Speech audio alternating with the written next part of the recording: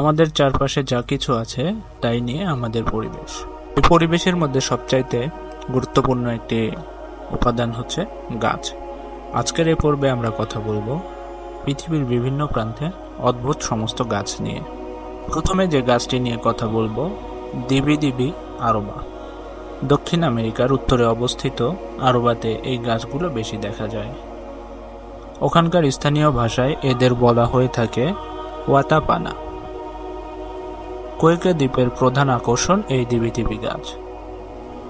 এই দ্বীপ অঞ্চলে আসা পর্যটকদের টি শার্ট, টুপি ও নানা উপহার সামগ্রীতে এই গাছের ছবি সম্বলিত সমস্ত সামগ্রী দেখা যায়। গাছগুলোর একটি বৈশিষ্ট্য হচ্ছে এই গাছগুলো সবসময় দক্ষিণ পশ্চিম দিকে হেলে থাকে। উত্তর পূর্ব থেকে এসব দ্বীপে প্রতিনিয়ত তীব্র বাতাস বয়। সে কারণে এই বায়ুর ধাক্কায় এই গাছগুলো একদিকে বেঁকে যায় বলে এই গাছগুলো কিন্তু বেটে আকৃতির নয়। এই গাছগুলো প্রায় 50 ফুট পর্যন্ত লম্বা হয়ে থাকে।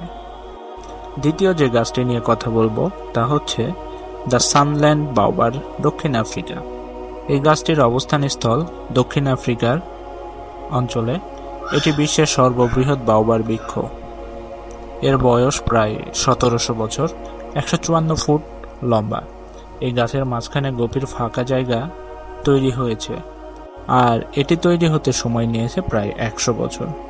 গাছটির পেটের মধ্যে এতটা ফাঁকা জায়গা আছে যে সেখানে প্রায় 60 জন বসতে পারবে এমন একটি বার তৈরি করা যেতে পারে। তবে 2016 সালের এক প্রাকৃতিক দুর্যোগে এই গাছের 1/3 অংশ ক্ষতির সম্মুখীন হয়।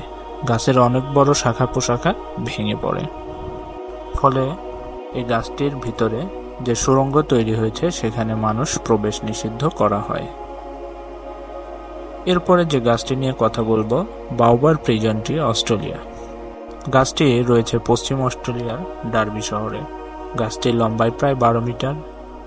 এর মাঝখানে প্রায় 5 মিটার ব্যাসের ফাঁকা জায়গা আছে। কিংবদন্তি রয়েছে 1890 সালে অপরাধীদের এই গাছের কোটরে বন্দি রাখা হতো। সেই থেকে এই গাছের নাম করা হয় প্রিজন ট্রি।